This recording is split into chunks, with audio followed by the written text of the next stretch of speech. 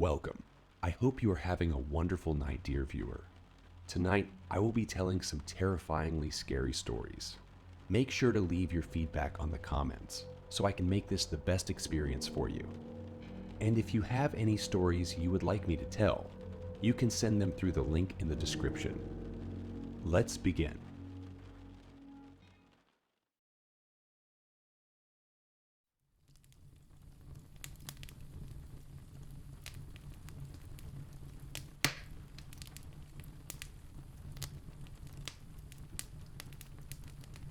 My girlfriend was saying to me, giggling. I tore my eyes away from the woods to look at her. I hadn't even wanted to drive up here. There were better places to go, but she had insisted that this was the spot we would get the most privacy. My hands were clammy, but Beth looked so relaxed. I couldn't understand why. My old Ford was the only car parked up here in the clearing just before the woods. It was dark. Even the moon hadn't risen to give the scene a soft, romantic glow. "What's a silly story?"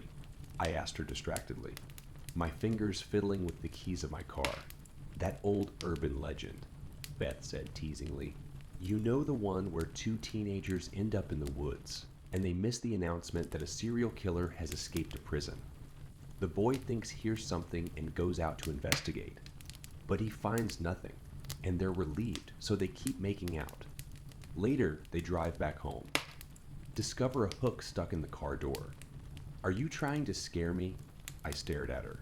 She was laughing at me now, slightly mockingly. "You can't be seriously scared of that, Jonathan. It's just an urban legend." I was staring at the woods again now. Did I just see something move behind the trees? I swear a light flashed. "You seem nervous. Are you okay?" Beth asked, no longer laughing. I shook my head. "I don't like this place. And I didn't really like your story." I knew she was rolling her eyes now. "Which part of the fake urban legend annoyed you, Jonathan?"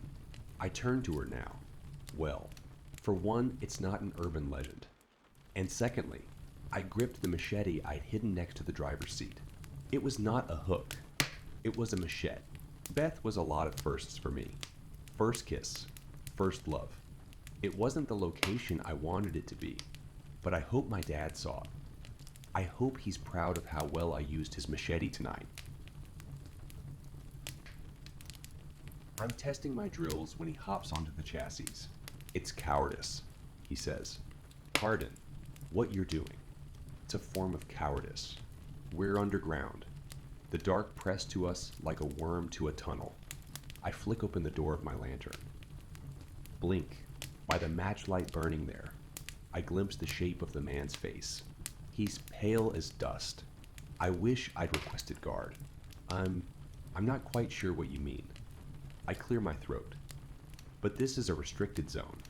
I'm digging rivers. You can't be here." I shut out the light. People forget in a place like this when the damp seeps into their bodies and their life deserts them, he says. They think it better to be still. Cowards. Giving up. It's a sickness, really. Makes a man feel horrid. He pauses. "You were considering it. Mina? How long have you been down here?" "Can't be more than 5. 6 years. How much longer were you planning to go before you dropped?" A silence. I perk my ears. Something rumbles in the distance. "You know me," I whisper. "Your name was on the city board this morning. You won a commendation. Good Lord." "Yes," he says loudly. Too loudly. I stare. "Are you trying to kill me?" What a strange question. I open my light. "Are you trying to kill me?" He grins. "I don't believe so. No. Fucking hell. Then get in or perish. Something's coming." I yank him by his shirt. Blind the windows. Turn on the drills. He slaps the emergency stop. I hear movement down tunnels. "I'd prefer if you not do that, miss." "What?" I say. I'm frantic. The shatter is approaching. If you try to scare it off, you'll just waste the power. It might be something else. We sit. The wind howls. It's a terrible beast. The man turns up the light. You know, they used to mostly eat dirt. They'd sift nutrients out with their throat. He smiles. Of course. We're more. Copped sort of food.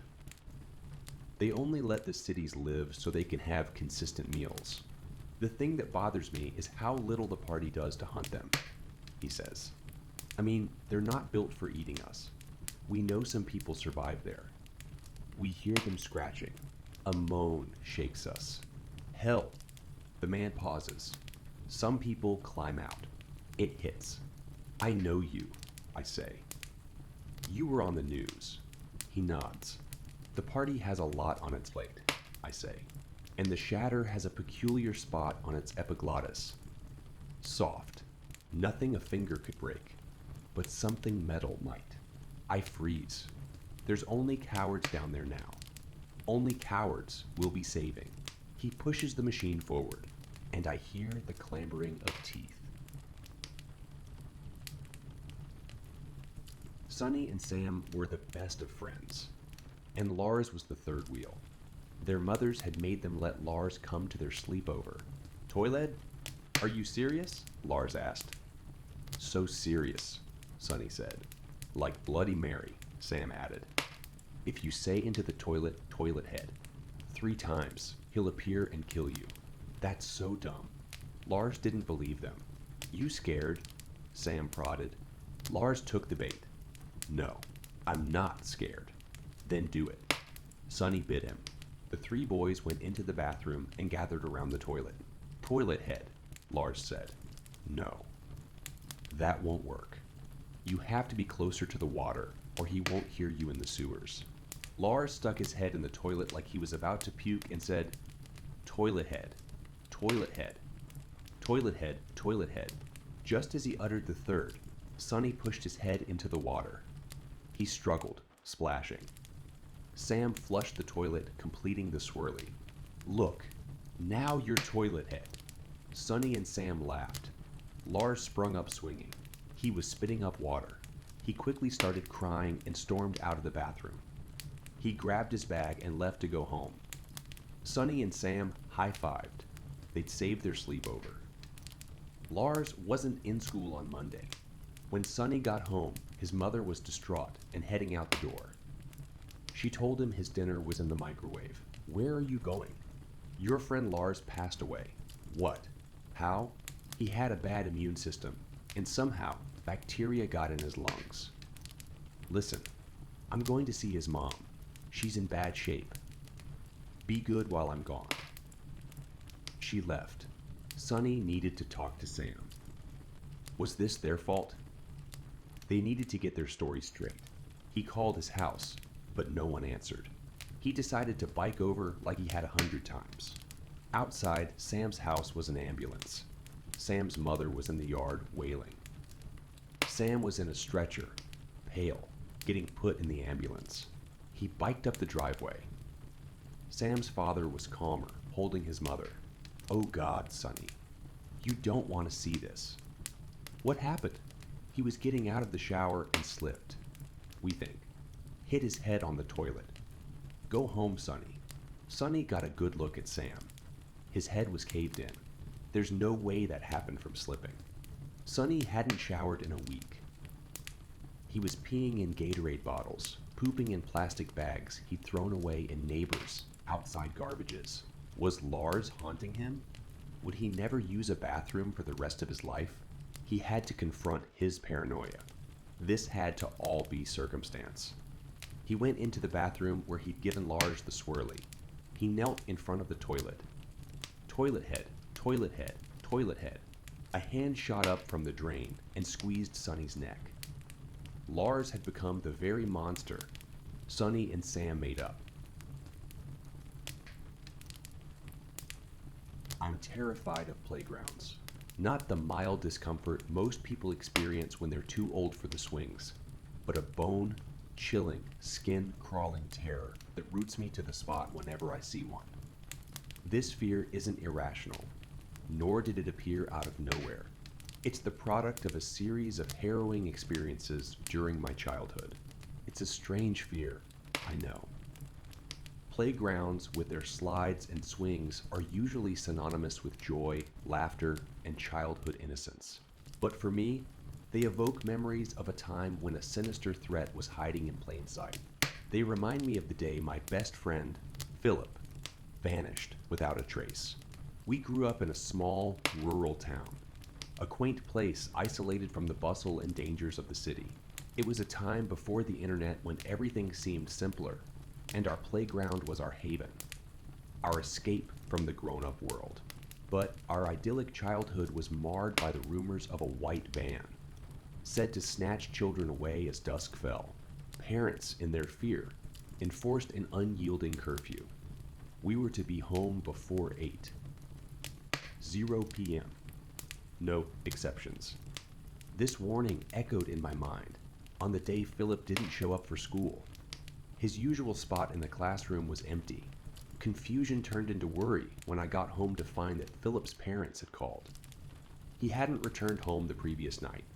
I had seen him last at the playground. We had left around 7:30 p.m., half an hour earlier than usual, laughing nervously at the rumors of the white van. But now Philip was missing, and the playground didn't seem so innocent anymore. For a week, I steered clear of it. Its once inviting structures now seemed foreboding. The swings swayed ominously. The slide stood cold and vacant, and the once vibrant atmosphere was replaced by a silence that chilled me to the bone. Little did I know then that the true horror was just beginning, a reality so sinister that I would never look at a playground the same way again. I spent the days that followed Philip's disappearance in a haze of fear and confusion.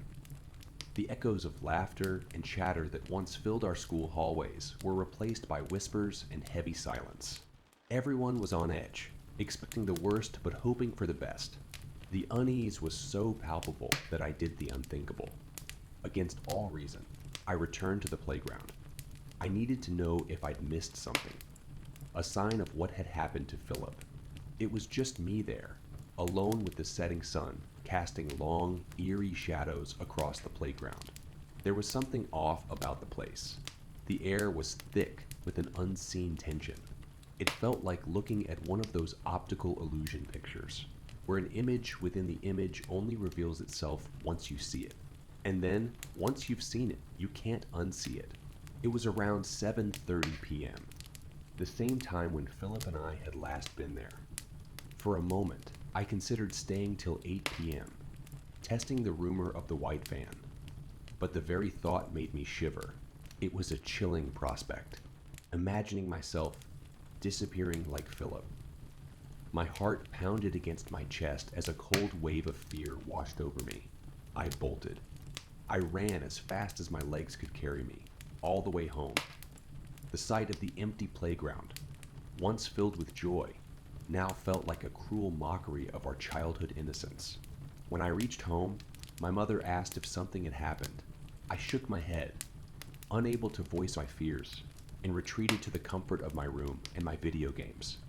Anything to distract myself from the grim reality. Soon, our little town was swarming with police. The investigation, which had begun almost immediately after Philip's disappearance, ramped up. Officers interviewed us at school, their serious expressions a stark contrast to our usually carefree surroundings. We all understood the grim reality. The chances of finding Philip were getting slimmer by the day. Each passing moment felt like an icy hand tightening around my heart. Little did I know. The worst was yet to come. After my interview with the police, I hoped that was the end of my involvement with the whole incident. I had shared what little I knew, that we were at the playground till 7:30 on the day Philip disappeared. But soon, the school corridors were buzzing with whispers again, this time with a chilling specificity. The rumor wasn't just about being out after 8 p.m. anymore. It was specifically about the playground, exactly at 8 p.m., and only on Thursdays. This was when the white van would supposedly show up to claim its next victim. This eerie specificity fueled a morbid curiosity among us, as twisted as it sounds. It was like the early analog version of TikTok challenges, only the stakes were deadly real. Some even dared each other to be at the playground at the said time, to prove there was nothing to fear. I found it baffling. But then I wondered, maybe the police had already combed through the playground and found nothing, because they weren't looking at the right time. Or maybe they weren't seeing what only children could see. As the weeks wore on, the police investigation eventually wrapped up, presumably without any substantial leads. The fate of my best friend remained a mystery, but our town was irrevocably changed. What once felt like a safe, rural haven now seemed like a prison, its residents held captive by a creeping dread. Then, the unthinkable happened. One Thursday evening, 4 more children vanished, all at once. They were the ones who had dared to challenge the rumors. The town was thrown into fresh chaos. The police were back, and another round of investigations started. The rumors, it seemed, were far from baseless. I felt a sickening sense of dread and guilt. I knew those kids were at the playground that night. But like everyone else, I had dismissed it as a foolish dare. The enormity of the situation was too much to bear, and my mind began to spin. I made the decision. I had to go to the playground. I had to see it for myself, to understand what was happening at 8 p.m. Every Thursday, I resolved to remain hidden though, hidden in the nearby bushes, armed with a pair of binoculars, watching, observing. The fear, the anticipation was unbearable. Nightmares invaded my sleep every night. Scenes of the white van and the empty playground replayed endlessly in my mind. I was seeing a therapist during this time, someone to help me deal with the grief and anxiety that had taken over my life.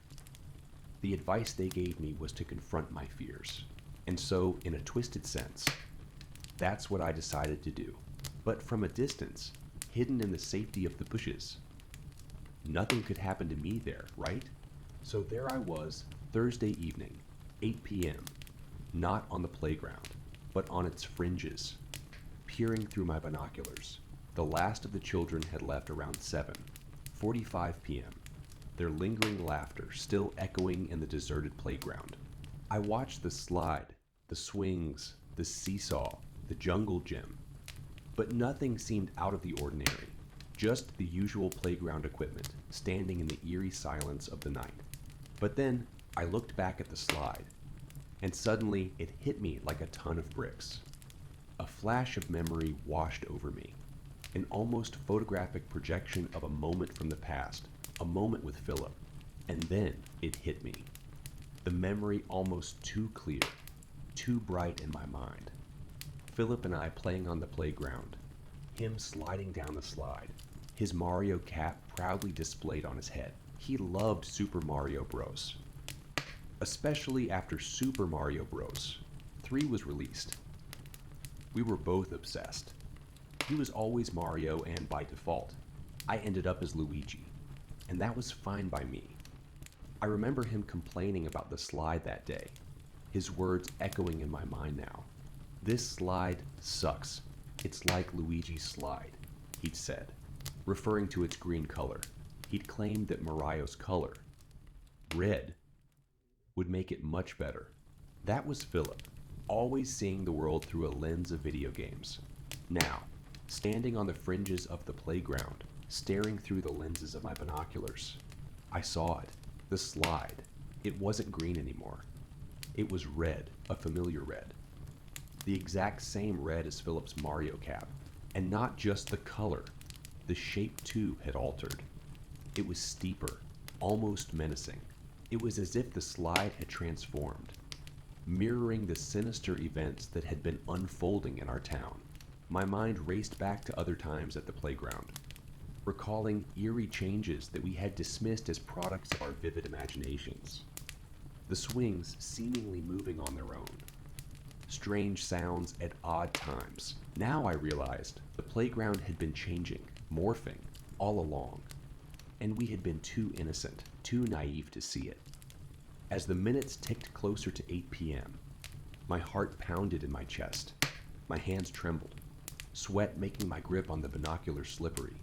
A wave of fear washed over me, chilling me to my bones.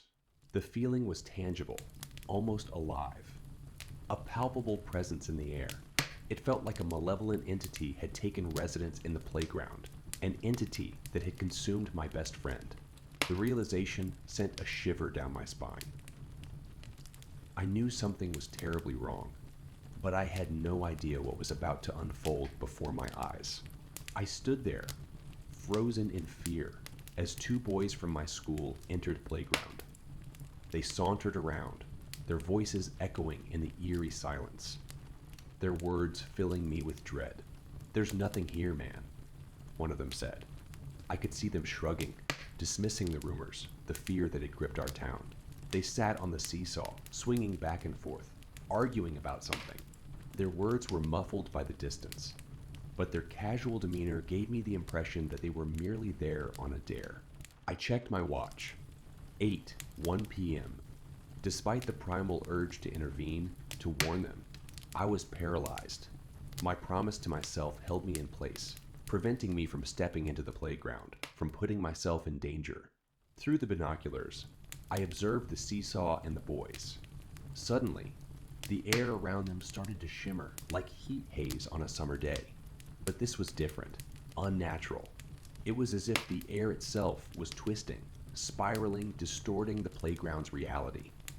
As I squinted to see better, my heart skipped a beat. The boys' forms were changing, contorting. They appeared to be shrinking, their bodies becoming smaller and smaller. Then, as if following some twisted law of physics, they began to merge with the seesaw, their bodies and the metallic seats becoming one. The sight was horrifying. Their bodies seemed to dematerialize, morphing into an alien substance that was neither human nor metal. Their panicked screams were piercing, distorted by the horrific transformation. As they shrank and merged, their screams grew muffled, suffocated by their closing mouths. Fear gripped me, making me nauseous.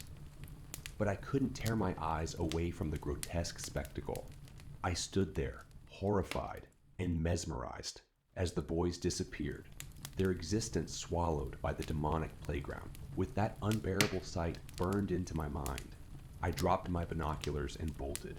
I sprinted all the way home, my heart pounding in my chest, the images of the boys' gruesome transformation haunting me. When I burst through the front door, my mom looked at me, her eyes wide with surprise and concern. She started asking questions, but I didn't answer. I just dashed past her, up the stairs, and slammed my bedroom door behind me. I locked it, the click of the latch feeling like the only protection I had against the nightmare I had just witnessed. I didn't sleep that night. Instead, I lay in my bed, wide awake, my mind racing. I was grappling with an insane, terrifying thought. What if the white van was a distraction, a false rumor? What if the playground was the real predator, consuming the children and turning them into parts of itself? What if Philip had become the slide? His beloved Mario cap had been red, just like the slide. The thought of kids innocently playing on what was once my friend made my stomach churn. I know it sounds ludicrous, crazy even. But after witnessing the seesaw devour those two boys, I couldn't shake the idea. As I lay there, a horrifying realization dawned on me. The seats of the seesaw, they must have changed color. They must have taken on the color of the boys' clothes. But I couldn't confirm it. I couldn't bring myself to go back and check. Not after what I had seen. The next day at school, the boys were absent. Their empty seats seemed to echo my suspicions. Their names were added to the growing list of missing children, and they were never seen again.